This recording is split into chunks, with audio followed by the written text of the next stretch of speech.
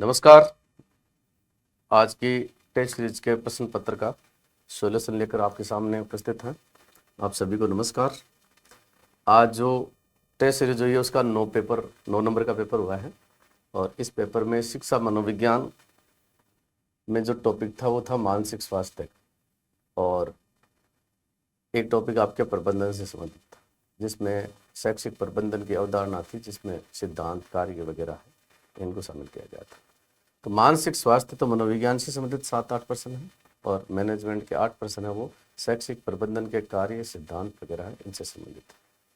तो इनसे संबंधित जो प्रश्न है, अपने राजस्थान में एजुकेशन का जो स्ट्रक्चर है, प्रशासन है, प्रबंधन है, उसमें जो पदाधिकारी, पद, सोपान, विभागीय है, इनसे जुड़े हुए प्रश्न है। एक एक करके पहले मनोविज्ञान के प्रश्न उनकी शुरुआत करते हैं। पहला प्रश्न देखिएगा। पहला प्रश्न आपके सामने है, मानसिक स्वास्थ्य की परिभाषाएं दे रखी हैं और आपको इन परिभाषाओं की पहचान करनी है। यहाँ 4 विद्वानों की है, हेडफील्ड, बोहेम, कैट्स और मास्लो और मैनिंगर। तो देखो यहाँ जो परिभाषाएं दी गई हैं उसमें पहली परिभाषा है, मानसिक स्वास्थ्य सामाजिक क्रियाशीलता की एक ऐसी स्थिति एवं स्तर है जो समाज द्वारा स्वीकार्य होता है और व्यक्तिगत रूप से संतोषजनक होता है। दोनों चीजें होती हैं, ध्यान रखना। मानसिक स्वास्थ्य, किसी आदमी के मानसिक स्वास्थ्य की बात करते हैं तो उसमें 2 बात शामिल है। पहली बात, यह सामाजिक क्रियाशीलता की स्थिति है, एक ऐसा लेवल है जिसमें समाज, जिसको समाज तो क्या करता है, स्वीकार करता है। और आदमी को खुद को क्या मिलती है, संतुष्टि। समाज ये मानता है कि हाँ ये आदमी सही है मानसिक रूप से, और अपने को भी संतुष्ट देता है कि मन मानसिक रूप से सही है। तो ये जो पहली परिभाषा है ना, ये परिभाषा दी है बोहेम। पहली परिभाषा है ये तो है बोहेम की, ठीक है। इसके बारे में दूसरी परिभाषा, समूचे व्यक्तित्व की पूर्ण एवं संतुलित क्रियाशील मानसिक स्वास्थ्य। यह भी क्रियाशीलता को बताता है, संतुलित क्रियाशीलता को मानसिक स्वास्थ्य बताया। छोटी सी परिभाषा है, आदमी के व्यक्तित्व की पूरी संतुलित क्रियाशीलता जो है ना, आदमी कितना एक्टिव है, यही चीज उसकी मुख्य रूप से मानसिक स्वास्थ्य के परिचायक है। तो ये बात हेडफील्ड का कथन है, ये उल्टे हो गए एक दूसरे के, यानी ए में तो हो गया 2 और बी में हो गया 1। फिर आगे चलिए। तीसरा, मनुष्यों का संसार एवं एक दूसरे के प्रति अधिकतम प्रभावशीलता और प्रसन्नता के साथ में समायोजन स्थापित करने की स्थिति का ही नाम मानसिक स्वास्थ्य है। तो देखो, अपन सब जानते हैं मानसिक स्वास्थ्य समायोजन के टॉपिक से संबंधित है, यानी जिसका मानसिक स्वास्थ्य ठीक नहीं होता उसको ही कुसमायोजन की समस्या का सामना करना पड़ता है। इसलिए अपन मानसिक स्वास्थ्य के अंदर ही समायोजन की कंसेप्ट पढ़ते हैं। चूंकि ग्रेड फर्स्ट में समायोजन अलग से नहीं है, मानसिक स्वास्थ्य के अंदर इसको अपन पढ़ सकते हैं। तो यहाँ तीसरी जो परिभाषा दी है ये मैनिंगर की है। और चौथी परिभाषा है, मानसिक स्वास्थ्य एक ऐसी योग्यता है जो हमें जीवन की कठिन परिस्थितियों के साथ समायोजन स्थापित करने में हेल्प करता है। देखो, समायोजन स्थापित करने में हेल्प करता है, ये बात बार बार आ रही है। तो मानसिक स्वास्थ्य की एक खास बात यह है कि आदमी को क्रियाशील तो बनाए रखता है और साथ साथ में समायोजन स्थापित करने में हेल्प भी करता है। तो ये हो गई कैट्स एंड मॉस्ले। तो देखो, इस प्रकार से उत्तर हो जाएगा इसका कि ए में हो गया 2, तो 2 1 4 3, 2 1 4 3, बी ऑप्शन एकदम सही है। यहाँ पर आगे बढ़ते हैं, दूसरा क्वेश्चन देखिए। हाँ जी, कथन दिया है, विश्व स्वास्थ्य संगठन के अनुसार मानसिक स्वास्थ्य केवल रोग या मनोविकार की अनुपस्थिति, यानी एब्सेंस नहीं है खाली रोग और मनोविकार, बल्कि पूर्ण शारीरिक, मानसिक एवं सामाजिक कुशलता की स्थिति है। यानी शारीरिक रूप से, मानसिक रूप से और सामाजिक रूप से कुशलता है ना, उसकी स्थिति को मानसिक स्वास्थ्य कहते हैं। खाली यही नहीं है कि किसी आदमी के मानसिक रोग नहीं है, इसका मतलब ये नहीं है कि वो मानसिक रूप से स्वस्थ। मानसिक स्वास्थ्य में इससे ज्यादा चीजें शामिल हैं, शारीरिक, मानसिक, सामाजिक कुशलता सारी शामिल है। पहली बात, विश्व स्वास्थ्य WHO कहता है, ये तो WHO का कह रहा है, एकदम सही बात है। दूसरा देखो, व्हाइट हाउस सम्मेलन के अनुसार, जयसवालिया बताते हैं कि व्हाइट हाउस सम्मेलन के अनुसार व्यक्तियों की अपने प्रति और संसार के प्रति अधिकतम प्रभावशीलता, संतुष्टि, प्रसन्नता और सामाजिक रूप से स्वीकृत व्यवहार के साथ समायोजन और जीवन की वास्तविकताओं का सामना करने और उनको स्वीकार करने की जो योग्यता होती है, उस योग्यता का नाम मानसिक स्वास्थ्य है। व्हाइट हाउस सम्मेलन का कथन भी सही है। बात दोनों सही है, लेकिन दोनों का आपस में सीधा रिलेशन नहीं है। दोनों अलग अलग बातें हैं, लेकिन दोनों सही है। इसलिए अपन ये कह सकते हैं दोनों कथन क्या है, सही है, लेकिन एक दूसरे की व्याख्या से संबंधित नहीं। ठीक है, आगे बढ़ते हैं। अगला प्रश्न देखिए, 40 के बाद में क्वेश्चन नंबर 41 पे आ जाओ। और 41 नंबर क्वेश्चन 41 है, ये मानसिक स्वास्थ्य के बारे में कुछ कथन है। इन कथनों में से अपने को सही कथनों की पहचान करनी है। ऊपर लिखा है अवधारणा के सही कूट का चयन करना। पहली बात, मानसिक स्वास्थ्य केवल मानसिक विकार के अभाव का नाम नहीं है, बल्कि एक सकारात्मक स्थिति। बिल्कुल सही है। मानसिक विकार नहीं होना ही मानसिक स्वास्थ्य नहीं है, बल्कि एक मानसिक रूप से पॉजिटिव स्थिति होती है, वो मानसिक स्वास्थ्य है। तो पहली बात एकदम सही है। दूसरी, मानसिक स्वास्थ्य एक स्थिर अवधारणा, स्थिर नहीं होती भाई, गतिशील है। मानसिक स्वास्थ्य मतलब एक स्थिर स्थिति नहीं है, समय के साथ में गतिशीलता भी होनी चाहिए, इसलिए दूसरी बात गलत है इसके अंदर। फिर मानसिक स्वास्थ्य का यथासंभव उच्च स्तर प्राप्त करने के लिए अच्छा शारीरिक स्वास्थ्य अनिवार्य नहीं है। ये भी गलत बात है भाई। अरस्तु ने कहा कि एक स्वस्थ शरीर में ही स्वस्थ दिमाग का निवास होता है। तो मानसिक स्वास्थ्य के लिए एक अच्छा शारीरिक स्वास्थ्य तो मस्ट है, अनिवार्य है, ये बात गलत है। और चौथी बात है, मानसिक स्वास्थ्य का अर्थ कार्यकुशलता भी नहीं है। हो सकता है कि एक कार्यकुशल व्यक्ति मानसिक रूप से स्वस्थ न हो, तो ये बात भी एकदम सही है। सिर्फ कार्यकुशलता नहीं है मानसिक। तो 1 और 4 है ना, संगत कथन का चयन करना है सही का। तो 1 और 4 इसका सही जवाब हो जाएगा, 2 नंबर इसका सही उत्तर हो गया। आगे आ जाओ, 42 नंबर क्वेश्चन। 42 नंबर क्वेश्चन में कुछ विशेषताएं दे रखी कि मानसिक स्वास्थ्य विज्ञान में कौन सी बात है ना वो शामिल है। शामिल कौन सी है? मानसिक स्वास्थ्य के अंदर शारीरिक स्वास्थ्य भी शामिल है, बिल्कुल है, पूर्व शर्त है। बौद्धिक स्वास्थ्य भी शामिल है, बुद्धि भी सही होनी चाहिए। इमोशंस है, ये भी सही होनी चाहिए। रुचि अभिरुचियां भी संतुलित होनी चाहिए, ये भी इसी का पार्ट है मानसिक स्वास्थ्य का। मानसिक स्वास्थ्य खुद है ही, और वातावरण है उसका भी असर पड़ता है। इसलिए अपन 6 तत्व है ना, इन सबको मानसिक स्वास्थ्य विज्ञान के अंतर्गत कंपोनेंट्स के रूप में स्वीकार कर सकते हैं। 1 2 3 4 5 6 डी एकदम सही जवाब। आगे आ जाओ, मानसिक स्वास्थ्य विज्ञान के कार्य के संदर्भ में सही कथन नहीं है, गलत की पहचान करनी है इस बार। तो देखो यहाँ 4 कथन लिखे हुए हैं। पहला, मानसिक स्वास्थ्य विज्ञान के माध्यम से व्यक्ति को मानसिक द्वंद्वों, नैराश्यों, तनावों और कुसमायोजन की प्रकृति समझ में आनी चाहिए। बिल्कुल, मानसिक स्वास्थ्य विज्ञान से अपन निराशा, तनाव वगैरह है, इन सब कुसमायोजन कैसे कैसे होता है, इन चीजों को अच्छी तरह से समझ सकते हैं, इसलिए सही बात है बिल्कुल। दूसरी बात लिखी है, स्वस्थ मानव संबंध और सामूहिक अंतःक्रिया विकसित करने में मानसिक स्वास्थ्य विज्ञान द्वारा व्यक्ति की सहायता की जानी चाहिए। बिल्कुल सहायता होनी चाहिए, ये भी दूसरी बात भी एकदम सही है भाई। स्वस्थ मानव संबंध विकसित करने में और समूह में अपन कैसे अंतःक्रिया करते हैं, इसको डेवलप करने में ये जो मेंटल हेल्थ साइंस है ना, ये अपनी क्या करती है, हेल्प करती है। तीसरी, मानसिक स्वास्थ्य विज्ञान से उचित सौंदर्यात्मक एवं कलात्मक भावना विकसित करने में व्यक्ति को विशेष सहायता नहीं मिलती है। देखो, आदमी का जो ये मानसिक स्वास्थ्य विज्ञान से उचित सौंदर्यात्मक एवं कलात्मक भावना, यानी कला, सौंदर्य वगैरह, इसके प्रति आदमी रुचि तभी दिखाता है जब वो मानसिक रूप से क्या होता है, सही। जैसे कई बार आपको मूवी देखने की इच्छा होती है, या कोई चित्र देखने की इच्छा होती है, या कोई मान लीजिए कलात्मक कार्यों में भागने की, नृत्य में, संगीत में, ये कलात्मक और सौंदर्यात्मक अभिव्यक्तियाँ हैं। ये आदमी तभी करता है जब उसका मेंटली हेल्थ है वो सही होता है। इसलिए ये चीज़ इससे प्रभावित है, इसलिए जो सी गलत बात है ना, वो अपन गलत मान सकते हैं, गलत है। फिर लिखा है, मानसिक स्वास्थ्य विज्ञान से व्यक्ति को अपने स्वत्व और वातावरण तथा संचार के साथ पर्याप्त समायोजन करने में सहायता मिलती है। इससे उसे जीवन की कठिन परिस्थितियों के साथ समायोजन करने में बिल्कुल मिलती है हेल्प। तो डी भी सही है, तो गलत तो खाली एक ही हो गया, कौन सा, सी। तो 43 के अंदर जो जवाब है ना, वो हो जाएगा सी हो जाएगा। इसके बाद में आ जाओ 44। अगला प्रश्न मानसिक स्वास्थ्य से संबंधित है।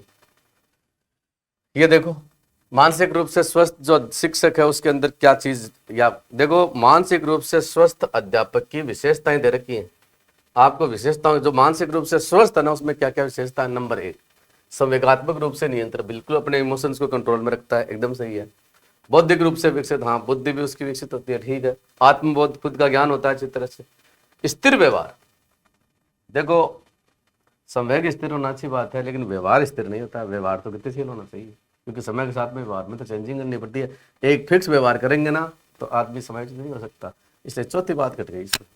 संतुष्टि की भावना, बिल्कुल आत्मसंतुष्टि भी होती है समायोजित व्यक्ति के पास।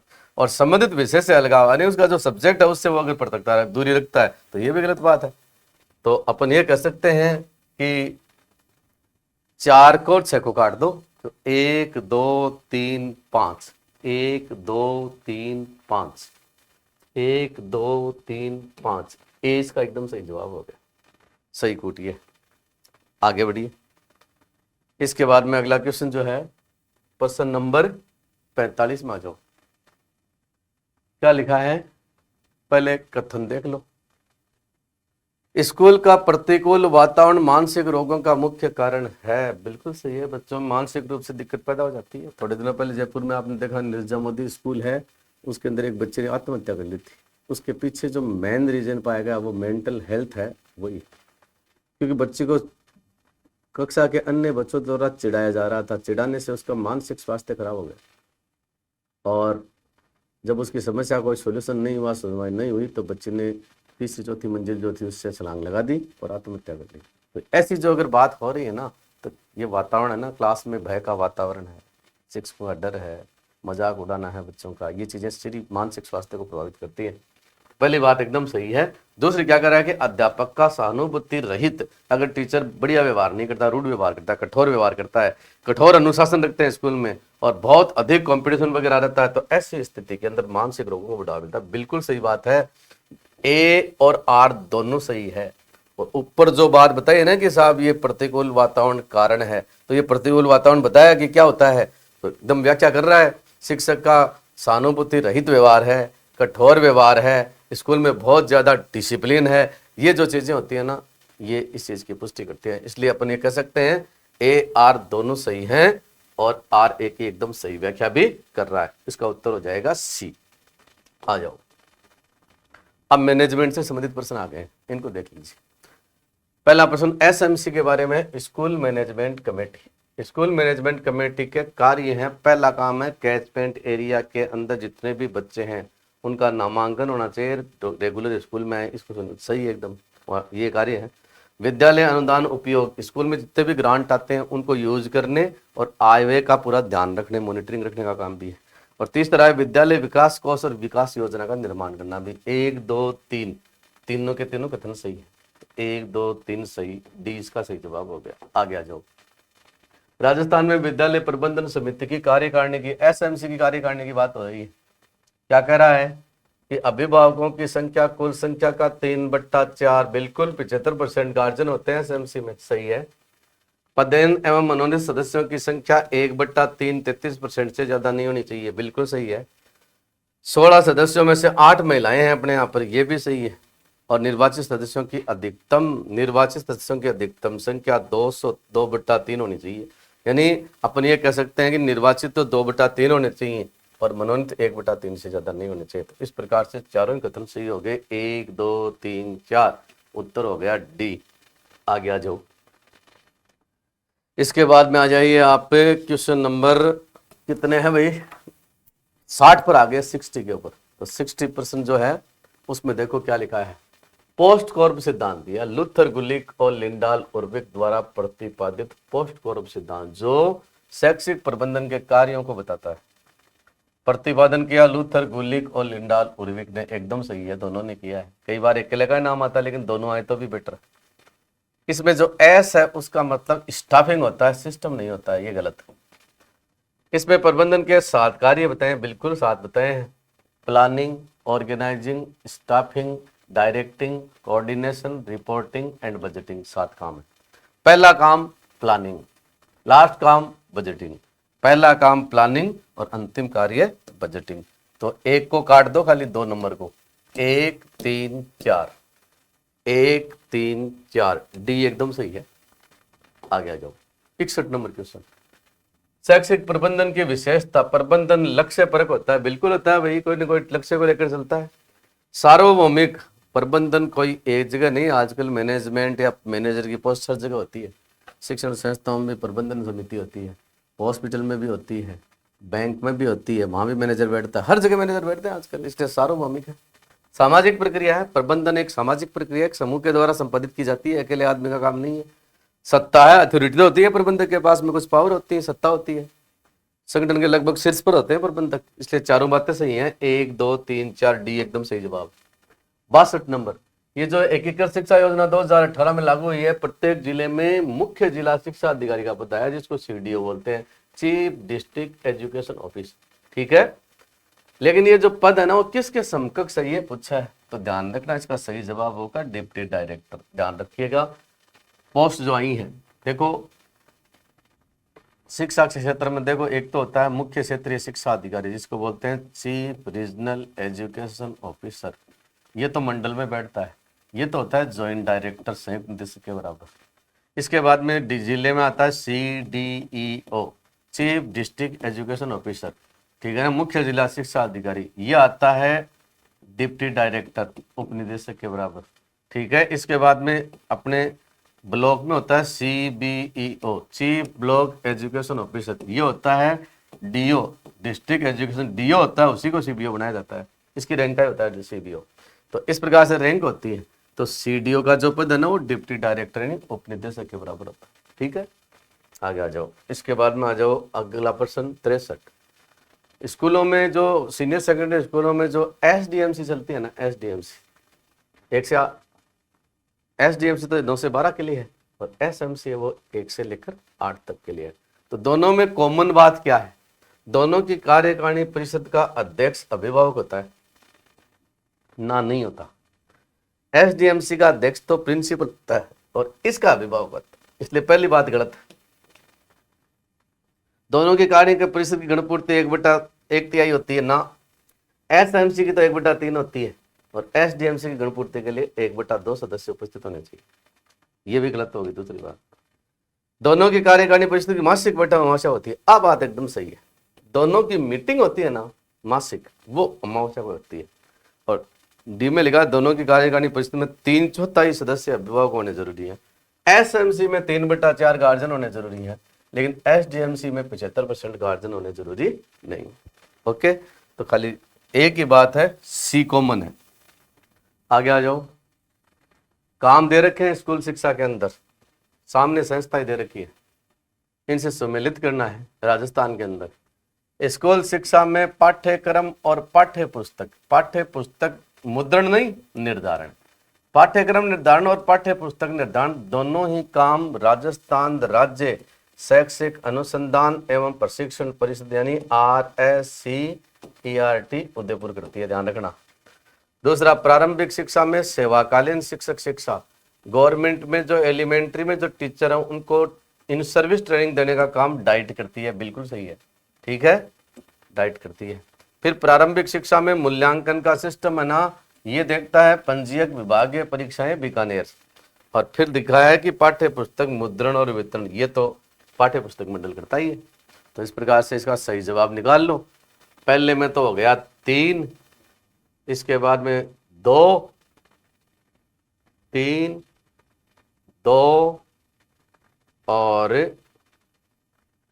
1 मिनट देखिए, पहले में तो हो गया 3, दूसरे में हो गया 2, तीसरे में सी में हो गया 1 और 4 में 4 आ गया। तो सही जवाब देख लो। पहले में 3, तो 3 तो 2 में ही है, खाली 1 तो इसमें और 1 इसमें, और बी के अंदर 2, तो बी में 2 है दोनों में ही, तो यहां तक तो एकदम सही है।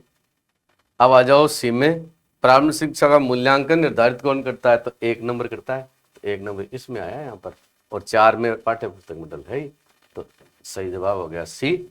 आगे आ जाओ 65, राजस्थान स्कूल शिक्षा विभाग के प्रशासन और प्रबंध के संबंधित पदों को आरोही क्रम में, ये गड़बड़ हो गई भाई पेपर में, इस प्रश्न में थोड़ा संशोधन है। यहाँ आरोही लिखा है, आरोही के हिसाब से इनमें से कोई सा भी उत्तर सही नहीं बैठ रहा है। अगर यहाँ अवरोही होता तब सही हो जाता। कैसे होता सुन लो। अब मैं आपको समझा देता हूँ ये चारों पद कैसे होते हैं।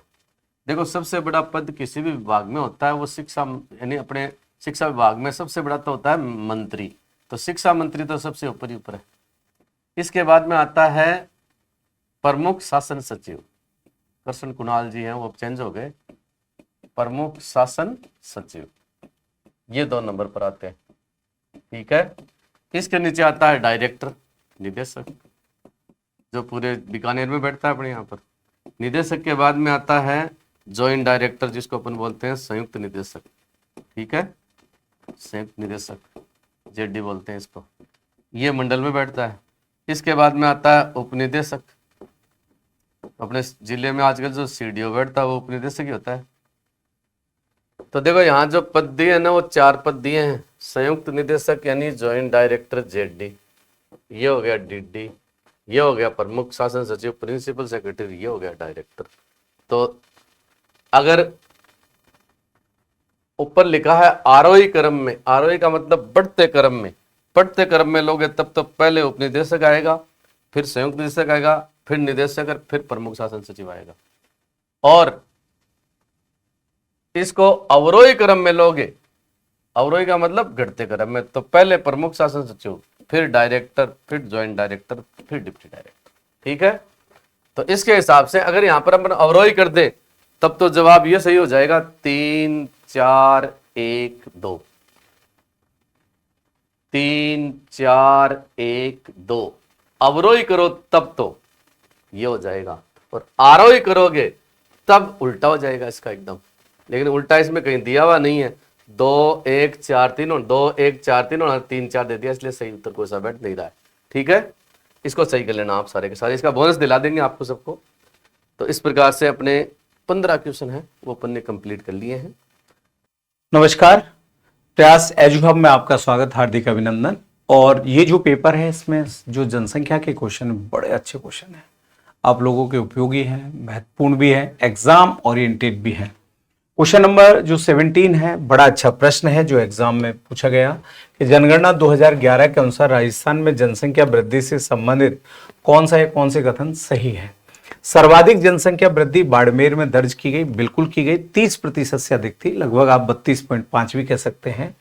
न्यूनतम जनसंख्या वृद्धि दर गंगानगर जिले में बिल्कुल है भैया, 2011 में सबसे कम जनसंख्या वृद्धि दर यदि कहीं रही तो गंगानगर में रही, ये भी बात सही है।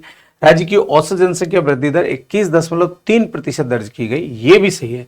इसका मतलब इसका डी कथन सही होगा, 1 2 व 3 सही, तीनों ही सही है, बिल्कुल रही है। यहाँ 32 से अधिक रही है, यहाँ 10% के आसपास दर्ज की गई, और यहाँ 21.3, तो तीनों ही विकल्प आपके क्या है, सही है। इसके बाद में क्वेश्चन जो है आपके नेक्स्ट आता है 18 नंबर क्वेश्चन कि निम्नलिखित कथनों पर विचार कीजिएगा। कि आपको कथनों पर विचार करना है कि इनमें सही कौन सा है और गलत कौन सा है। कि शिशु मृत्यु दर जन्म से 1 महीने के अंदर होने वाली शिशु मृत्यु का आकलन करती है। ठीक है, शिशु मृत्यु दर किसी वर्ष में प्रति 100 जीवित जन्मों पर उसी वर्ष में मृत शिशुओं की संख्या है। तो ये तो दोनों ही कथन सही नहीं है, जनगणना में इनका कोई रोल होता ही नहीं है। तो यहां जो विकल्प आपका बनेगा वो डी बनेगा, न तो एक सही है नहीं 2 बातें सही है। कि 1 महीने के अंदर होने वाले शिशु मृत्यु का आकलन करती है तो बिल्कुल नहीं करती है, हम तो पूरा 10 के निकालते हैं, वर्ष के हिसाब से ईयर वाइज करते हैं। फिर शिशु मृत्यु दर किसी वर्ष में प्रति 100 जीवित जन्मों पर उसी वर्ष में मृत शिशुओं की संख्या होती है, तो ये भी नहीं बनता मृत्यु दर में। ठीक है ना, 1000 पर कितने हुए वो हम देखते हैं, तो 100 का मामला ही नहीं बनता। तो ये दोनों ही कथन गलत है। फिर क्वेश्चन नंबर 19 है कि जनगणना 2011 के अनुसार निम्नलिखित को सम्मिलित कीजिएगा। जैसे राजसमंद, डूंगरपुर, पाली, प्रतापगढ़, और इनके लिंगानुपात की बात की है। कि इनके किसकी बात की गई बताओ, लिंगानुपात की बात की गई। तो राजसमंद जो है इसका आपके 990 है, बिल्कुल 990 है। बात आई डूंगरपुर की, बात आई तो डूंगरपुर का जो है वो 994, सबसे ज्यादा इसी का लिंगानुपात है। इसके बाद में जैसे आपके पाली है तो पाली का जो है वो 987 है, पाली का कितना है 987 है, और प्रतापगढ़ का 983 है। तो यहां जो आपका विकल्प बनेगा वो बनेगा 4 1 2 3। तो 4 1 2 3 के आधार पर जो आपका विकल्प बनता है वो ए विकल्प यहां आपके आंसर बन जाएगा। ठीक है, कि सॉरी कि 4 1 3 2, तो यहां ए विकल्प आपका नहीं बनेगा, यहां बनेगा आपके बी विकल्प बनेगा भाई, 4 1 3 और 2। तो यहां पे बी विकल्प आपका क्या होगा, आंसर होगा। ये आप ध्यान में रखना क्वेश्चन नंबर 19 का।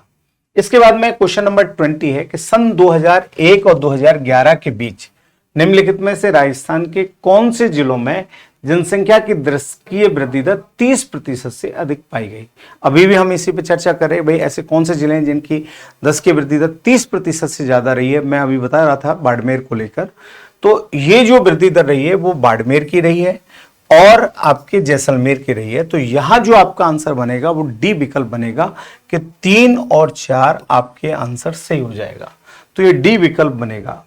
ठीक है, इसके बाद में क्वेश्चन नंबर आपके 57 आता है कि क्वेश्चन नंबर आपके कौन सा आता है?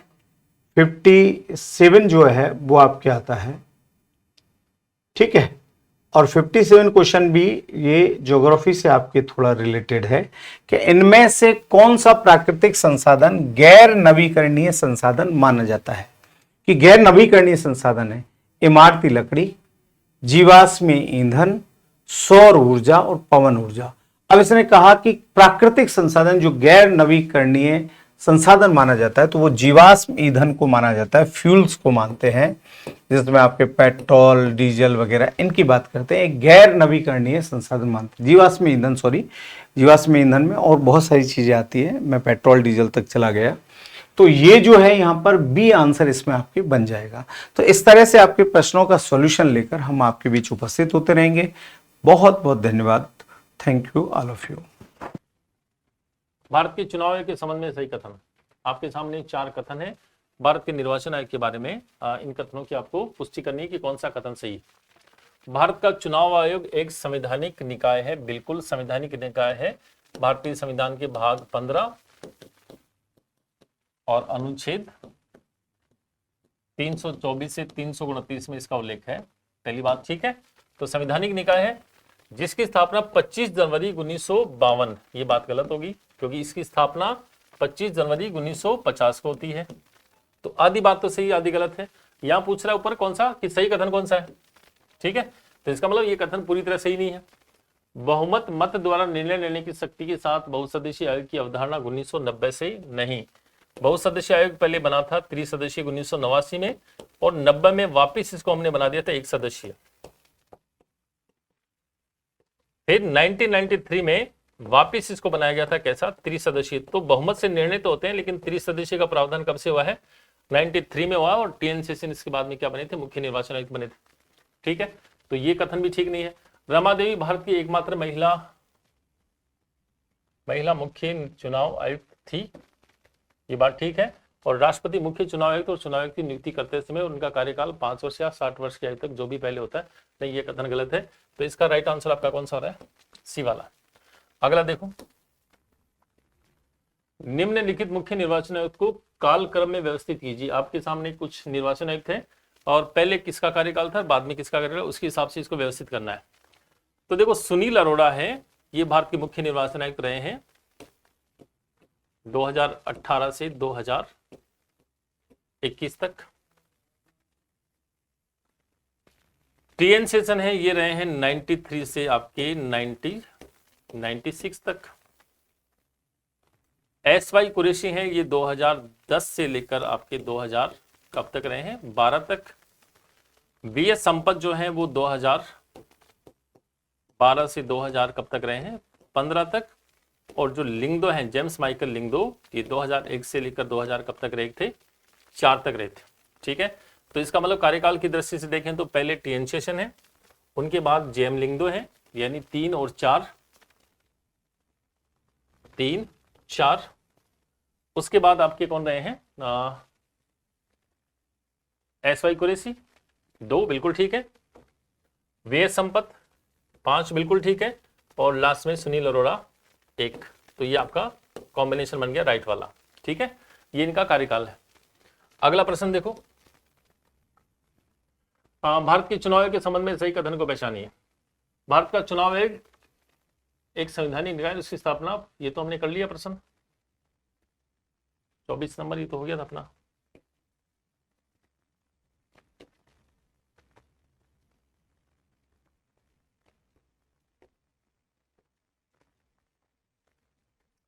संघ लोक सेवा आयोग, देखो संघ लोक सेवा आयोग निम्नलिखित में से किन स्रोतों की कार्य शक्तियां प्राप्त करता है। भारतीय जो यूपीएससी है, जिसका उल्लेख आपने भाग कौन से में किया है, 14 में। और अनुच्छेद कौन सा है, 315 से 324 वो अपनी प्रदत्त शक्तियां कहां से प्राप्त करता है? तो क्योंकि संविधान में प्रावधान है तो संविधान से वो बिल्कुल शक्तियां प्राप्त करेगा। संसदीय कानून, बिल्कुल संसद के कानून बना के उसको शक्तियां दी जा सकती हैं।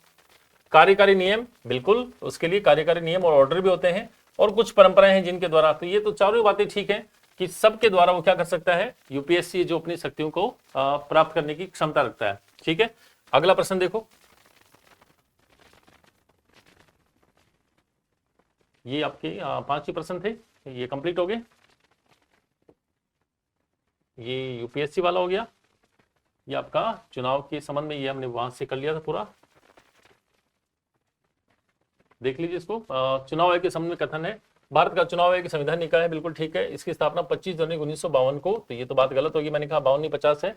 बहुमत द्वारा निर्णय की क्षमता, ये हमने कर लिया था। 95 से लागू है, नहीं 95 से लागू नहीं है। संविधान के अंतर्गत संसद और राज्य विधानमंडल सदस्य के निर्वाचन के पश्चात नियुक्ति के मामले आयोग के पास परामर्श क्षेत्राधिकार भी है, बिल्कुल ये ठीक है।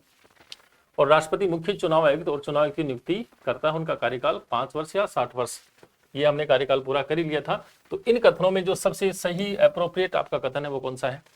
यही वाला कथन है। ठीक है, तो ये आपके 5 बहुत शॉर्ट प्रश्न थे जो यूपीएससी और आपके इलेक्शन कमीशन से जुड़े थे, और क्योंकि बहुत आसान प्रश्न थे तो उम्मीद करता हूँ आपने बहुत अच्छा पेपर किया होगा। और अगला जो आपका टास्क टेस्ट सीरीज का होगा पेपर उसमें, और उसके बाद रिवीजन, अब लगभग आपके सारे रिवीजन वाले होने वाले हैं। तो अगले पेपर के लिए आप बहुत अच्छी तरह से तैयार रहें, और तब तक के लिए धन्यवाद। जय हिंद। हेलो साथियों, नमस्कार। मैं जय चौधरी, प्रयास के डिजिटल मंच पर आपका हार्दिक स्वागत व अभिनंदन। आपके जो टेस्ट सीरीज चल रही है, बहुत मज़ा आ रहा होगा आप लोगों को, और उम्मीद करते हैं कि सिलेबस के अकॉर्डिंग आप अच्छे पेपर कर रहे होंगे, और जो भी क्यूरीज है वो भी आप साथ साथ में समाधान कर रहे होंगे या पढ़ रहे होंगे। तो देखिए, हिस्ट्री से संबंधित इस पेपर में जो भी क्वेश्चन थे उसके बारे में हम डिस्कस करने वाले हैं। तो हमारा जो पहला ही क्वेश्चन है वो रिवोल्ट ऑफ 1857 से है, जिसमें बैटल ऑफ बिथोड़ा के बारे में बात कर रखी है कि बिथोड़ा के युद्ध में सत्य कथन का चुनाव करना है। तो पहला स्टेटमेंट है कि ये युद्ध 8 सितंबर 1857 को लड़ा गया। बिल्कुल सत्य है, बिथोड़ा का युद्ध 8 सितंबर 1857 को लड़ा गया है, बिथोड़ा पाली में। ठाकुर कुशाल सिंह चंपावत की विजय हुई, ये भी स्टेटमेंट बिल्कुल सत्य है। ठाकुर कुशाल सिंह इस युद्ध के अंदर जीते, जिसके अंदर एरिनपुरा छावनी से आई जोधपुर लीजियन के सैनिकों के सहयोग से ये जीते थे। तीसरा स्टेटमेंट है अनार सिंह ने कुशल सिंह चंपावत का सहयोग किया, ये स्टेटमेंट गलत है। तो हमें ये देखना है कि हु इज अनार सिंह। तो अनार सिंह जो है जोधपुर के शासक जो तख्त सिंह है उसका सेनापति है, और कुशाल सिंह चंपावत ने तख्त सिंह के सेनापति अनार सिंह को ही पराजित किया था, और इसके अंदर अनार सिंह जो है मारा गया था। और अनार सिंह के साथ में और कौन थे? ब्रिटिश सेनापति भी था, हिचकॉट, तो हिचकॉट भी मारा गया था। नेक्स्ट है चौथा स्टेटमेंट कि अनार सिंह की इस युद्ध में मृत्यु हुई, तो ये बिल्कुल सही है। तो इसके अंदर 1, 2 और 3 स्टेटमेंट बिल्कुल सत्य है। तो 1, 2 और 3 नहीं, 1, 2 और 4 स्टेटमेंट सत्य है, तो ये आपका डी आंसर सही है। नेक्स्ट क्वेश्चन देखिए। एक तरफ रियासत या शासक दे रखे हैं, दूसरी तरफ उसके रेजिडेंट या पॉलिटिकल एजेंटों की बात कर रखी है। तो शिव सिंह जो शासक है वो सिरोही से बिलोंग करते थे। कहां से है ये? सिरोही से है। और इसका जो रेजिडेंट या पॉलिटिकल एजेंट था उसका नाम जेडी हॉल था। तो आप देखिए कि 2 कहाँ है, तो सी और डी दोनों में 2 है। तो बढ़ते हैं आगे। जसवंत सिंह शासक जो है वो भरतपुर से बिलोंग करते थे, और मेजर मॉरिसन जो थे यहाँ के एजेंट थे। इसके बाद में एक, तो दोनों में ही एक आ रहा है, तो अगला और देखना पड़ेगा। महाराणा स्वरूप सिंह मेवाड़ से थे, और मेवाड़ में कौन था? सावर्स था, तो थर्ड आ गया। तो इसका मतलब ये आपका डी आंसर सही होगा। तख्त सिंह जोधपुर से है, और जोधपुर का रेजिडेंट कौन है? मैक मॉर्सन था। इस प्रकार से आप देखोगे तो अगर कोटा का पूछे तो कोटा का शासक राम सिंह सेकंड थे और वहां पॉलिटिकल एजेंट तो था मेजर बर्टन को माना जाता है। कौन था? Major Burton. और जयपुर रह गया पीछे, तो जयपुर में अगर बात करें तो यहां पर भी राम सिंह सेकंड नाम का शासक था और यहां ईडन था। पॉलिटिकल एजेंट कौन था? Major Eden. तो इसका भी आंसर डी सही है। नेक्स्ट अगला क्वेश्चन अपन देखते हैं। 1857 की क्रांति के दौरान निम्न में से किसके द्वारा मुगल बादशाह को निष्ठा के प्रतीक के रूप में नजर भेंट की थी? तो मुगल बादशाह जो जफर है, इसको नजराना भेजा गया था सामोद के शासक शिव सिंह के द्वारा। किसके द्वारा? सामोद के शासक शिव सिंह के द्वारा नजराना प्रस्तुत किया गया था। नेक्स्ट देखिए, अगला क्वेश्चन जो है, तात्या टोपे के संबंध में असत्य कथन का चुनाव कीजिए। तो क्रांति के समय या क्रांति में झांसी की रानी लक्ष्मीबाई का साथ दिया था। बिल्कुल, ग्वालियर के अंदर झांसी की रानी लक्ष्मीबाई का तात्या टोपे और नाना साहब दोनों ने सहयोग किया था। तो पहला स्टेटमेंट इज करेक्ट। नेक्स्ट है, तात्या टोपे का मूल नाम रामचंद्र पांडुरंग टोपे है। बिल्कुल, ये मराठावाड़ के थे और नाना साहेब के मुख्य सेनापति के रूप में रहे। सीकर में टोपे अंतिम रूप से पराजित होता है। बिल्कुल, राजस्थान में टोपे अंतिम रूप से सीकर में पराजित हुआ कर्नल हॉम्स के नेतृत्व में। किसके नेतृत्व में? कर्नल हॉम्स के नेतृत्व वाली ब्रिटिश सेना से टोपे सीकर में पराजित हुआ और सीकर में तात्या टोपा सर्किल भी है। चौथा स्टेटमेंट है कि तात्या टोपे सर्वप्रथम 8 अगस्त 1857 को बांसवाड़ा जिले से आए। ये गलत है। तात्या टोपे सर्वप्रथम राजस्थान में प्रवेश 8-9 अगस्त 1858 को भीलवाड़ा से प्रवेश करते हैं और भीलवाड़ा में ब्रिटिश सेनापति रॉबर्टसन के हाथों कुवाड़ा के बैटल में, कौन से युद्ध में? कुवाड़ा के युद्ध में टोपे पूरी तरह क्या हुए? पराजित हुए। जबकि दूसरी बार वो दिसंबर 1858 को बांसवाड़ा से प्रवेश करते हैं। नेक्स्ट क्वेश्चन देखिए, एक तरफ रियासत दे रखा है और दूसरी तरफ उस रियासत का राजा दे रखा है। तो सिरोही का शासक शिव सिंह था, धौलपुर का शासक भगवंत सिंह था, शाहपुरा का शासक लक्ष्मण सिंह है, जैसलमेर के शासक रणजीत सिंह है। तो 1 2 नहीं, 2 कहां है? 2 में है और 4 में है, तो आगे बढ़ना पड़ेगा आपको। फिर 2 1 यहां से पकड़ लो, ये आपका बी आंसर सही होगा। अगला क्वेश्चन देखिए, उदय शाही, अमर शाही, विजय शाही और शाहजहां शाही, ये क्या है? तो ये आप देखोगे राजस्थान में पगड़ियों की स्टाइल है। क्या है जी? राजस्थान में पगड़ियां हैं। अगला क्वेश्चन आप देखिए, 18वीं शताब्दी के किस राजपूत राजा के द्वारा विधवा पुनर्विवाह हेतु नियम बनाने के प्रयत्न किए? तो ये सवाई जय सिंह है। कौन है? सवाई जय सिंह, द्वितीय जयपुर के शासक। इन्होंने विधवा पुनर्विवाह को करवाने का प्रयास हेतु नियम पारित किए तथा सती प्रथा रोकने से संबंधित कार्य भी सवाई जय सिंह सेकंड ने ही किया था। और सवाई जय सिंह सेकंड ने नागा पंथ जो है, नागा साधुओं को विवाह करने की भी अनुमति दी तथा अपनी सेना में भी भर्ती किया। अगला क्वेश्चन देखिए, कपड़े या गहने एक लिस्ट में है, दूसरी लिस्ट के अंदर कि किससे अन्य नाम क्या है उनका? अच्छा, कपड़ों का अन्य नाम पूछा है। तो अंगरखी जो है, अंगरखी को अपन बुगतरी कहते हैं भाई। क्या बोलते हैं? बुगतरी। ताराभात की ओढ़नी होती है। फालियो पगड़ी को कहते हैं। तो 3 1 2 ये आपका सही आंसर होगा। अब अपन बढ़ते हैं आगे। कोटा की क्रांति के संदर्भ में कौन सा कथन असत्य है? तो कोटा में 1857 की क्रांति का जो नेतृत्व करता है उसका नाम लाला हरदयाल व मेहराब खां था। सैनिक छावनी ना होते हुए भी अंग्रेजों ने विद्रोह किया, बिल्कुल सत्य है। इसे राजस्थान का एकमात्र सुनियोजित संघर्ष कहा जाता है, ये भी सत्य है। और राम सिंह द्वितीय की तोपों की संख्या 17 से घटाकर 13 कर दी गई थी। तो ये पहला जो स्टेटमेंट है ये गलत है। नेतृत्वकर्ता जयदयाल भटनागर न होकर कौन है? मेहराब खां। नेतृत्वकर्ता कौन है? जयदयाल, बिल्कुल लाला जयदयाल नहीं है, जयदयाल और मेहराब खां थे।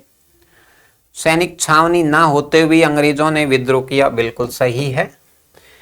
इसके अलावा इसे राजस्थान का एकमात्र सुनियोजित विद्रोह कहा जाता है। इसके अलावा आप देखोगे तो सैनिक छावनी ना होते हुए भी अंग्रेजों ने विद्रोह किया। अच्छा, क्या क्वेश्चन है कि सैनिक छावनी ना होते हुए भी अंग्रेजों ने विद्रोह किया? ये गलत है। सैनिक छावनी नहीं होते हुए विद्रोहियों ने विद्रोह किया था। किसने किया था? विद्रोहियों ने विद्रोह किया, मतलब यहां के जनता के द्वारा किया गया विद्रोह था। राजस्थान के अंदर जन विद्रोह के प्रमुख केंद्रों में कोटा था, तो यहाँ अंग्रेजों ने विद्रोह न करके जनता का विद्रोह था, जिसका नेतृत्व जयदयाल और मेहराब खां ने किया। तो ये गलत है और इसे राजस्थान का एकमात्र सुनियोजित संघर्ष कहा जाता है। तथा घटना के बाद या क्रांति में असफलता के कारण राम सिंह द्वितीय से अंग्रेज नाराज हो गए और उनकी तोपों की संख्या 17 से घटाकर 13 कर दी थी। जबकि इस विद्रोह को दबाने में करौली के मदनपाल की महत्वपूर्ण भूमिका रही, तो मदन के तोपों की संख्या 17 कर दी जाती है 13 के स्थान पर। दोनों का उल्टा हुआ, इसकी घटाकर 17 से 13 कर दी और मदन की 13 से बढ़ाकर 17 कर दी गई। नेक्स्ट देखिए, राजस्थान में 1857 के विद्रोह निम्नलिखित केंद्रों में से कालक्रम अनुसार क्या करना है? व्यवस्थित करना है। तो आप देखो कि सबसे पहले विद्रोह कहां हुआ राजस्थान के अंदर? राजस्थान में सबसे पहले विद्रोह होता है 29 मई 1857। तो 3 कहां है वहीं से पकड़ लो। तो पहला और तीसरे में 3 है, तो आगे बढ़ना पड़ेगा अपने को। इसके बाद में आप देखोगे नीमच का विद्रोह होता है जो 3 जून को हुआ। कब हुआ? 3 जून को हुआ। तो 3 और 2, इसका मतलब अपना आंसर यहीं से निकल गया है।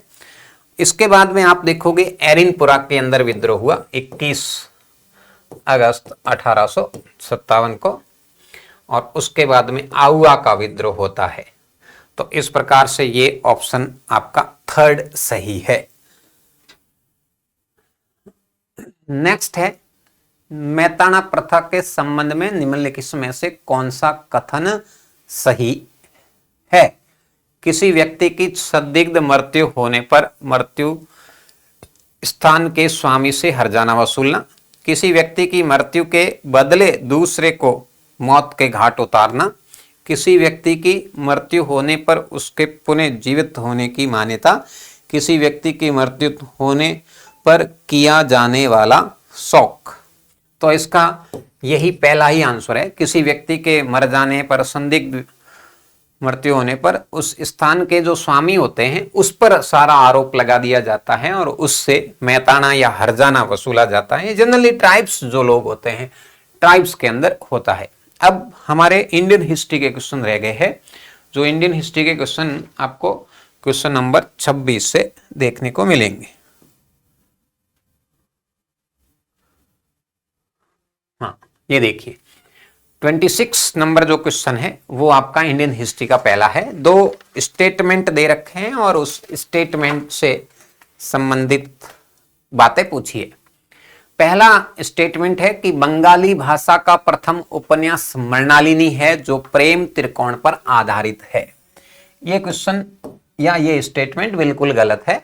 बंगाली भाषा का प्रथम उपन्यास मृणालिनी नहीं होकर दुर्गेश नंदिनी है। कौन सा है जी? दुर्गेश नंदिनी, जो किस पर आधारित है? प्रेम त्रिकोण पर आधारित है। और ये प्रेम त्रिकोण जो है, मानसिंह जब बंगाल बिहार के गवर्नर बने थे उस दौरान है। उड़ीसा का शासक की पुत्री तिलोत्तमा और मान सिंह का पुत्र जगत सिंह जो था उसके मध्य प्रेम हुआ, और एक उड़ीसा के मुगल जो सामंत था उसकी बेटी आयशा, इन तीनों के बीच में प्रेम हुआ, और इस प्रकार से तिलोत्तमा के द्वारा जगत सिंह को गिरफ्तार किया गया और कालांतर में आयशा के द्वारा इसको किस प्रकार छुड़ाया गया, इसमें राजनीतिक घटना और प्रेम आधारित ये पुस्तक है। तो पहला स्टेटमेंट गलत है जी, मृणालिनी के स्थान पर दुर्गेश नंदिनी होगी। दूसरा है बंकिम चंद्र चटर्जी 1882 में सन्यासी विद्रोह पृष्ठभूमि पर आधारित आनंद मठ पुस्तक या उपन्यास लिखा गया। ये बिल्कुल सही है। आनंद मठ की रचना 1882 में बंकिम चंद्र चटर्जी के द्वारा की गई, जिसमें सन्यासी विद्रोह का उल्लेख मिलता है, और इसी आनंद मठ के अंदर पहली बार वंदे मातरम को भी संकलित किया गया। इसको वंदे मातरम को संकलित किया जाता है। तो ए गलत है, आर सही है। क्या है? ए गलत है और आर आपको क्या देखने को मिलेगा? सही है। तो डी आंसर सही है। नेक्स्ट देखिए, यहां पर भी दो स्टेटमेंट दे रखे हैं, आर और ए के संबंध बताना है। तो पहला कथन है कि विनायक दामोदर, वीडी सावरकर की बात हो रही है, वीडी सावरकर को आजीवन कारावास की सजा देकर पोर्ट ब्लेयर स्थित सेल्युलर जेल में काले पानी की सजा के लिए भेजा गया था। बिल्कुल सही है। दूसरा, 21 दिसंबर 1909 को नासिक के जिला मजिस्ट्रेट कलेक्टर जो है माइकल जैक्सन की हत्या के आरोप में सावरकर को आजीवन कारावास की सजा होती है। ए और आर दोनों सही है। आर ए का सही स्पष्टीकरण है। सावरकर को यूरोप से लाया जाता है और एसएस मोरिया जहाज से लाया जाता है। कौन सी जहाज से? एसएस मोरिया जहाज से लाया जाता है, और इनको फिर काले पानी की सजा दी गई। इनके ऊपर आरोप कई सारे थे, जिसके अंदर एक आरोप यह भी था कि माइकल जैक्सन की हत्या जो है आपके द्वारा भेजे गए अस्त्र शस्त्र और हथियारों से हुई है, इसलिए इनको काले पानी की सजा दी जाती है। नेक्स्ट अगला क्वेश्चन जो है, इसके अंदर जो पहला स्टेटमेंट है कि असहयोग आंदोलन का प्रस्ताव लाला लाजपत राय के द्वारा कलकत्ता में कांग्रेस के विशेष अधिवेशन में पास किया गया था। बिल्कुल सही है। असहयोग आंदोलन अगस्त 1920 से जो शुरू हो रहा है, असहयोग आंदोलन का प्रस्ताव लालाजी लाजपत राय के द्वारा कलकत्ता के कांग्रेस के विशेष अधिवेशन में जो सितंबर में हुआ था उसमें पारित किया, जबकि असहयोग आंदोलन का प्रस्ताव गांधी के द्वारा लाया गया था और गांधी ने ही इसको तैयार किया था। लाला लाजपत राय को 1920 में कलकत्ता कांग्रेस के विशेष अधिवेशन के अध्यक्ष चुने गए थे। तो ये दोनों ही जो स्टेटमेंट है ये बिल्कुल क्या है? सत्य है। ए और आर दोनों सही है। आर ए की सही व्याख्या करता है, सही व्याख्या करता है। नेक्स्ट देखिए, एक तरफ उसकी पुस्तकें हैं और दूसरी तरफ लिखने वाला राइटर या प्रमुख नेता है। तो पहली पुस्तक है tenets of the new party, tenets of the new party. तो ये बंकिम चंद्र चटर्जी की है क्या या बाल गंगाधर तिलक की है? ये पुस्तक तिलक की है। Tenets of the new party बाल गंगाधर तिलक की है। आर्य गजट, आर्या गजट पुस्तक किसकी है भाई? आर्या गजट लाला लाजपत राय की, किसकी है? लाला लाजपत राय की रही है। उसके बाद में आप बात करोगे तो बंग दर्शन की बात हो रही है। तो बंग दर्शन जो है बंकिम चटर्जी की है, और एरियनिल्स ऑफ द हिंदुत्व ये वीडी सावरकर साहब की है। तो इसमें डी आंसर सही माना जाता है। नेक्स्ट क्वेश्चन जो है पुस्तक या पत्रिकाओं से संबंधित है कि ये क्या है, निम्नलिखित पुस्तकें एवं पत्रिकाओं में से अच्छा विपिन चंद्र पाल के संदर्भ में पूछी गई पत्र पत्रिका है। तो पहला स्टेटमेंट या दे रखा है ऑप्शन उसमें द सोल ऑफ इंडिया। तो द सोल ऑफ इंडिया तो विपिन चंद्र पाल की है, लेकिन आगे वाली जो ये पत्रिका है या पुस्तक है न्यू इंडिया, ये नहीं है। न्यू इंडिया एनी बेसेंट की है। किसकी है? एनी बेसेंट की है। और यंग इंडिया जो पुस्तक है वो गांधी की है। किसकी है? यंग इंडिया पत्रिका है जो गांधी की है। तो पहला तो गलत हो गया। दूसरा है परिदर्शक, स्वराज्य एंड बंगाली, ये विपिन चंद्र की पत्रिकाएं हैं। दो सही है। तीसरे में the Arctic home of the Vedas, इसका मतलब ये तिलक की है। ये कौन सी पुस्तक है? तिलक के द्वारा रचित। गीता रहस्य जो मांडले रंगून में जेल में लिखी गई थी, ये भी तिलक की है। बंग दर्शन, तो ये भी गलत हो गया। अब बचा चौथा, the new economics means of India, बिल्कुल विपिन चंद्र पाल की पुस्तक है, यहाँ भारतीय अर्थव्यवस्था के बारे में। और new economics means of India, भारतीय न्यू अर्थव्यवस्था के अवधारणाएं समझाई गई हैं। द सोल ऑफ इंडिया, ये भी किसकी है? पाल की है। तो इसमें आपका सही आंसर 2 और 4 होना चाहिए। क्या है? 2 और 4 सही है। नेक्स्ट देखिए, 2 स्टेटमेंट दे रखे हैं, कथन कारण से संबंधित है। अच्छा, ये आपके हिस्ट्री के संबंध में सारे क्वेश्चन। हेलो नमस्कार, मैं विशेष आपका इस ऑनलाइन प्लेटफॉर्म पर स्वागत करता हूं। फर्स्ट ग्रेड के इस सॉल्यूशन में आज के पेपर में कुछ क्वेश्चंस हैं, उनके बारे में चर्चा करते हैं। आपके सामने जो क्वेश्चन यहाँ पे दिया गया है, आप देखेंगे तो एक वर्ड है अल्फ़ाबेट के अकॉर्डिंग अगर देखा जाए तो उसने कोडिंग डिकोडिंग में शांति एक शब्द का जो कोड दिया है वो A981A4B09 कुछ ऐसा कोड दिया है। तो हमारे पास अल्फ़ाबेट का कोई भी कोड आता है तो हम वैल्यू लिखते हैं। तो S की वैल्यू 19, H की 8, 1, 14 और 20। अब इससे देखें तो H की वैल्यू भी सही दिख रही है, A की भी क्या दिख रही है? सही।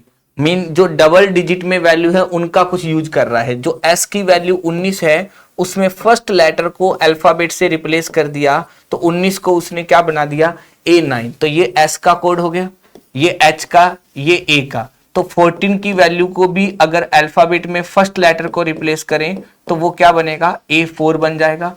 और 20 की वैल्यू जो आपको दिखाई दे रही है, वो 20 को आपको जो दिखाई दे रहा है वो क्या दिखाई दे रहा है? यहाँ पे B09, उसके अकॉर्डिंग आपको यहाँ पे देखने को मिल रहा है। तो शांति, तो I का कोड तो जो होगा वो 9 हो जाएगा, लेकिन 20 है तो इसको हम क्या लिख सकते हैं? B0 लिख सकते हैं। तो अगर हमें बिल्ड का कोड चाहिए तो हमें इसकी वैल्यू को रिप्लेस करना पड़ेगा।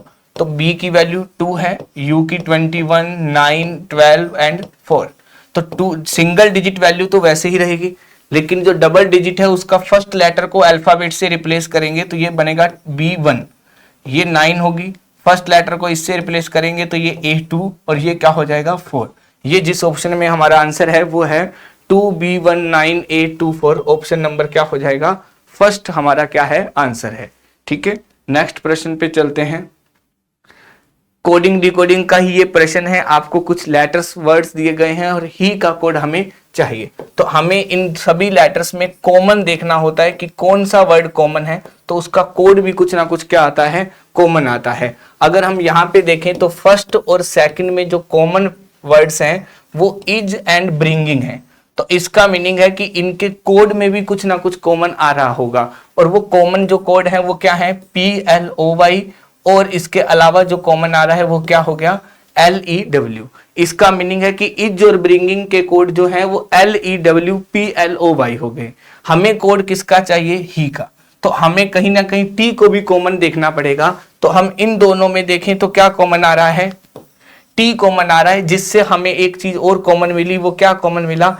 SUT। तो ये तो टी का कोड हो गया, और ये दोनों कोड हो गए वो इज और ब्रिंगिंग के हो गए। तो इसका मतलब जो बचा हुआ कोड जो है WIR, वो निश्चित रूप से किसका कोड हो जाएगा? ही का कोड हो जाएगा। तो ही के कोड के लिए हमें जो ऑप्शन में जाना चाहिए वो WIR पे जाना चाहिए। तो ऑप्शन क्या बन जाएगा? यहाँ पे A ऑप्शन हमारा आंसर हो जाता है। ठीक है, तो नेक्स्ट प्रश्न पे चलते हैं। क्या कहता है अगला क्वेश्चन? ब्लड रिलेशन का कोडेड ब्लड रिलेशन का क्वेश्चन है। हमें एक इक्वेशन दी गई है m plus N divide o minus P cross T में हमें n का t से संबंध बताना है। अगर हम इसके बारे में चर्चा करें तो पहले हमें इसको डिकोड करना पड़ेगा। m plus N, a plus b का मीनिंग है a b की क्या है, बहन है। तो इसका मतलब है कि m किसकी बहन है, n की है। तो m बहन है तो हम सर्कल या कोई माइनस का पेयर भी यूज कर सकते हैं फीमेल के लिए। फिर आगे हम देखते हैं तो n डिवाइड o का मीनिंग है कि n o के क्या हैं, पिता हैं। तो हम अगर n o के पिता हैं तो o से एक जनरेशन क्या हो गए, बड़े हो गए।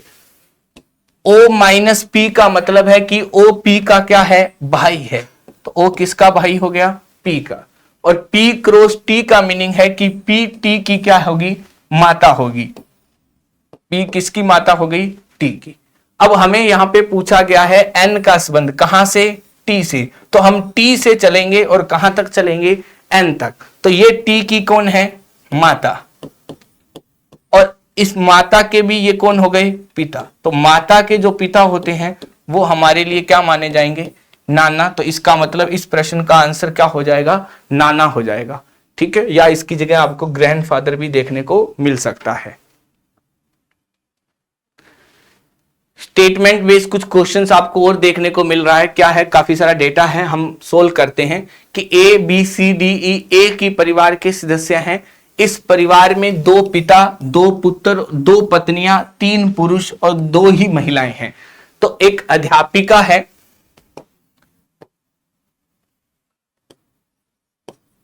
जो अध्यापिका है वो पत्नी है किसकी, वकील की पत्नी है। तो वकील कोई पुरुष आना चाहिए। ठीक है, आगे चलते हैं।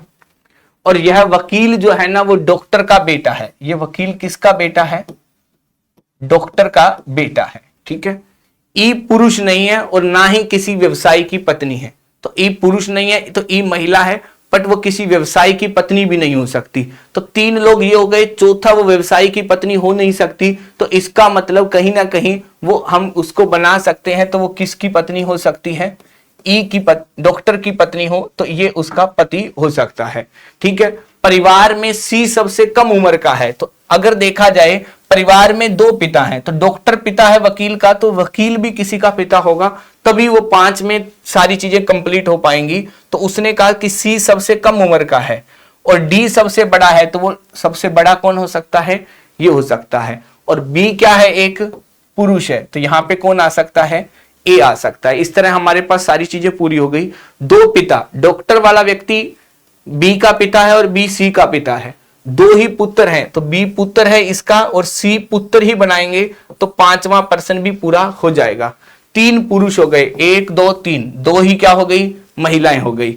तो उसने पूछा है डी का संबंध बता दो, कहां से, ई से। तो ई के ये क्या हो सकते हैं भाई, पति होंगे। मेन आंसर जो बनने वाला है वो इसके अंदर वो कौन सा ऑप्शन हो जाएगा, पहला ऑप्शन हमारा क्या है, आंसर है। ठीक है, तो ये आपके प्रश्न थे रीजनिंग के, लगभग 4 प्रश्न थे। तो बाकी के लिए धन्यवाद आप सभी का।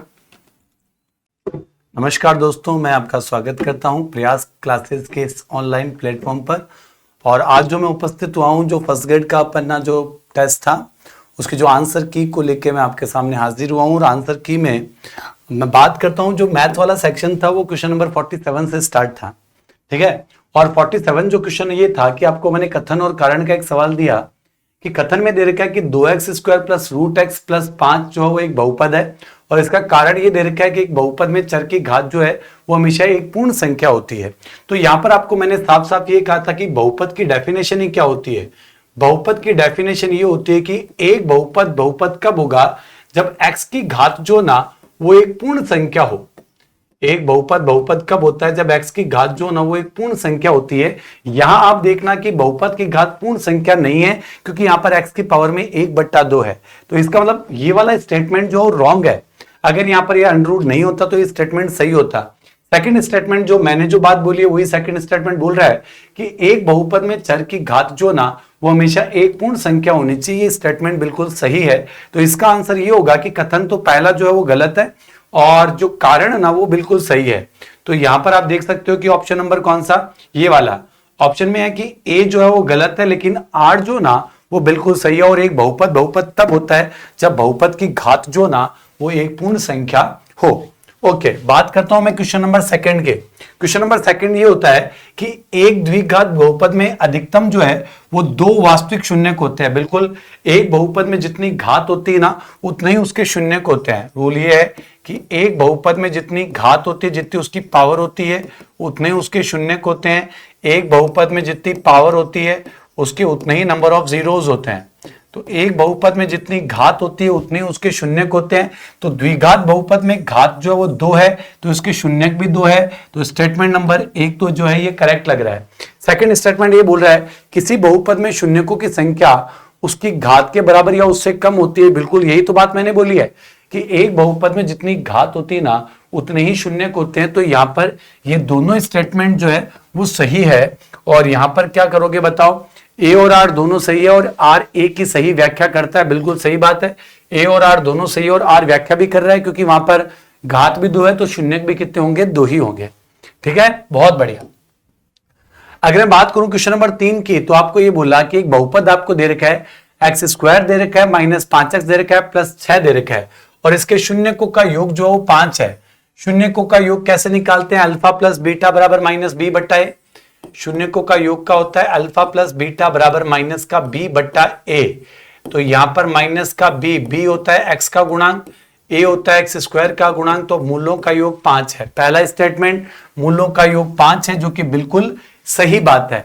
सेकंड स्टेटमेंट ये बोल रहा है कि एक द्विघात बहुपद होता है ax square plus bx plus c, शून्यकों का योग alpha plus beta minus b बट्टा a होता है। ये वाला स्टेटमेंट भी सही है और ये वाला स्टेटमेंट भी सही है और ये इसकी व्याख्या भी कर रहा है क्योंकि अपन ने भी तो यही किया है। अपन ने भी तो फॉर्मूला इसका जब शून्यकों का योग निकाला तो हमने भी तो फॉर्मूला यही लगाया है कि अल्फा प्लस बीटा बराबर माइनस b बट्टा a होता है। तो ये भी यही बोल रहा है। तो इसका मतलब यहां पर भी a और r दोनों सही है और ये उसकी सही व्याख्या कर रहा है। तो ऑप्शन नंबर ए जो है वो इस क्वेश्चन का क्या होगा, करेक्ट आंसर होगा।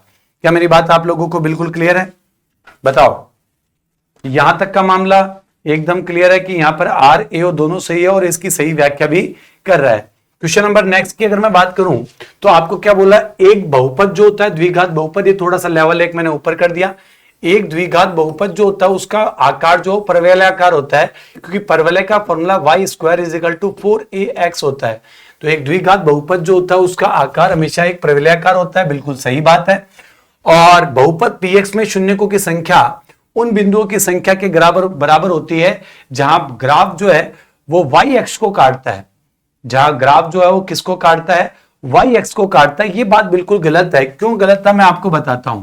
देखो, बहुपद होता है y is equal to F x.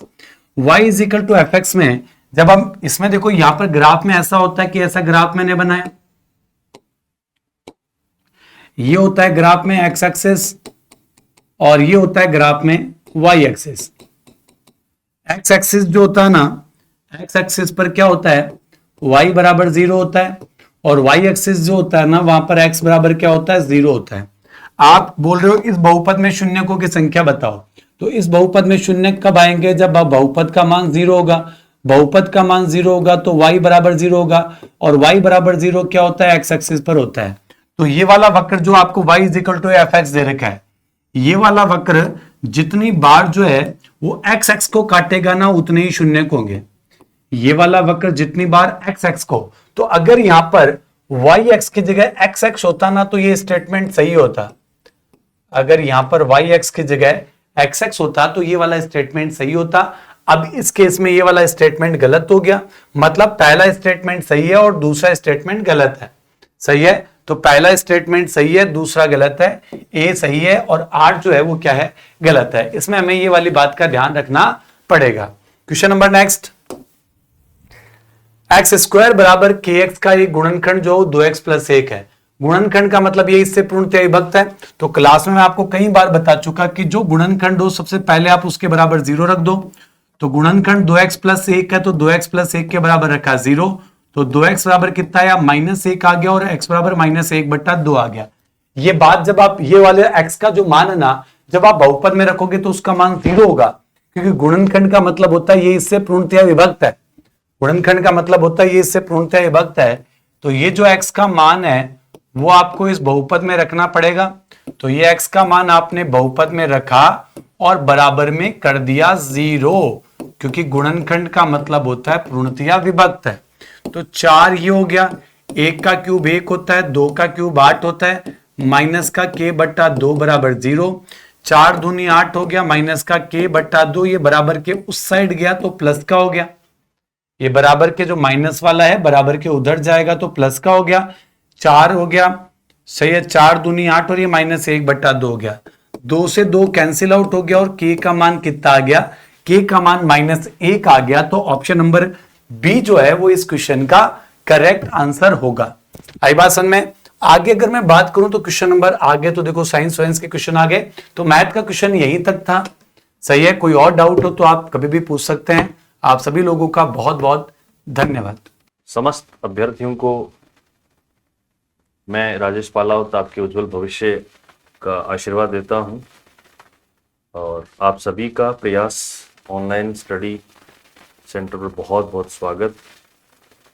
First grade के पेपर में जो 5 हिंदी के प्रश्न हैं, उन प्रश्नों का समाधान लेकर के मैं आप लोगों के बीच में उपस्थित हुआ हूं।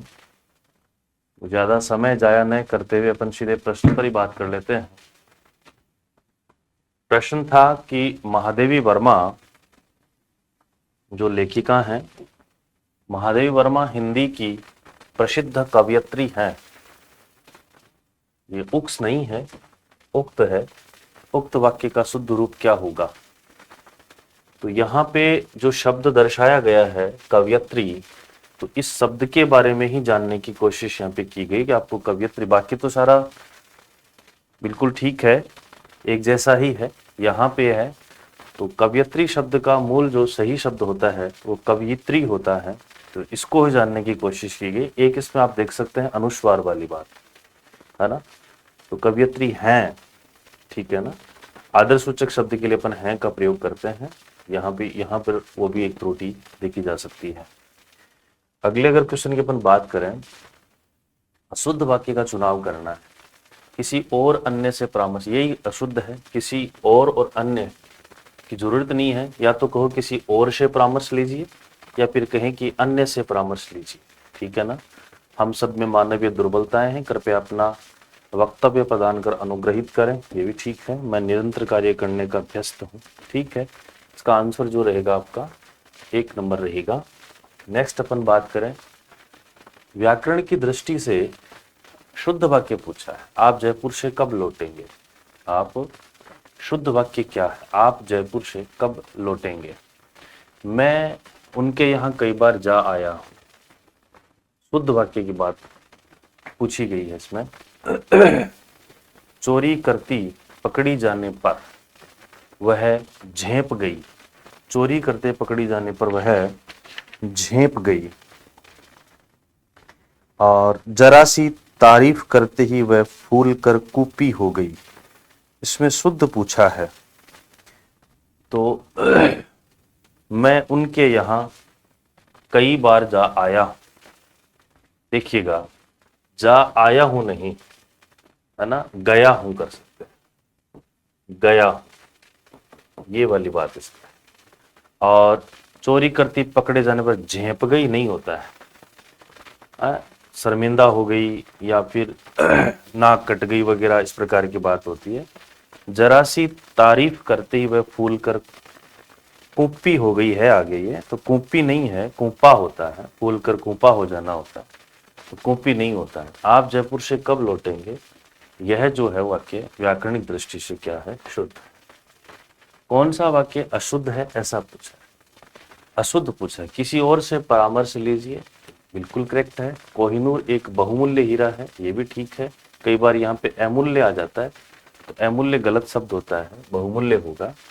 देशभक्त बड़ी बड़ी यातनाएं सहते हैं, है ना, और वह अपनी स्वेच्छा से चला गया। देखिएगा, ये वाक्य भी ठीक है, वह अपनी स्वेच्छा से, ये दोनों ही शब्द जो हैं वो समान अर्थ को प्रतिपादित करते हैं।